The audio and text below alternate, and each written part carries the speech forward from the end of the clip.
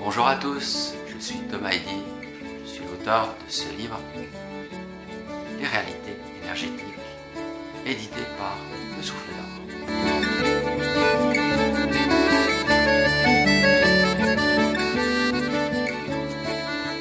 Livre toujours actuel, il parle de quelque chose que nous aimerions bien voir apparaître sur ces terres. C'est-à-dire que l'énergétique, c'est-à-dire que les plans invisibles soient reconnus tout aussi existants que le plan de la matière. Or, je crois que nous en sommes encore loin.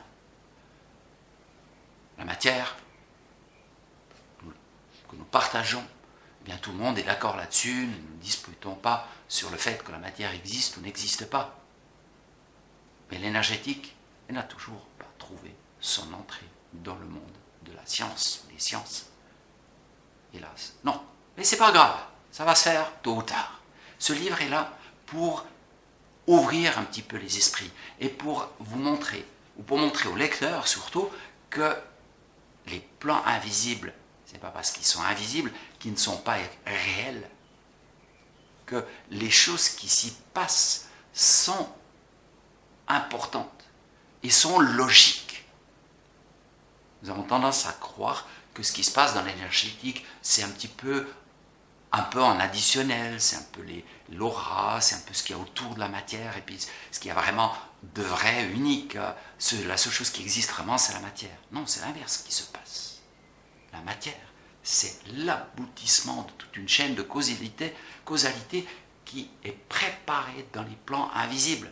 Sans les plans invisibles, il n'y aura pas de matière.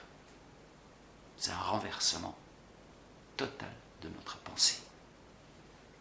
Certains grands illuminés, certaines personnes nous ont laissé des preuves par la matérialisation, par exemple, de fleurs. Babaji matérialisait des fleurs.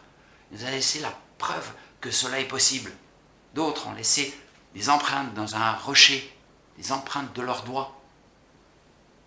Il y a encore plein d'autres choses qui se font à la limite justement qui nous invitent à penser finalement que la matière n'est pas aussi solide que cela, que nous pouvons avoir un impact dans la matière, mais pour pouvoir avoir cet impact, il faut que nous la comprenions autrement que nous la comprenons actuellement. Le livre, Les réalités énergétiques, c'est fait de plein de petits exercices, plein d'histoires que vous pouvez essayer vous-même. Vous pouvez voir comment le monde invisible existe, comment vous pouvez par exemple construire une cage mentale et observer qu'en construisant une cage mentale, votre manière de penser et de fonctionner est modifiée. Vous pouvez faire plein d'autres exercices pour vous ouvrir l'esprit à l'existence réelle de ces mondes invisibles.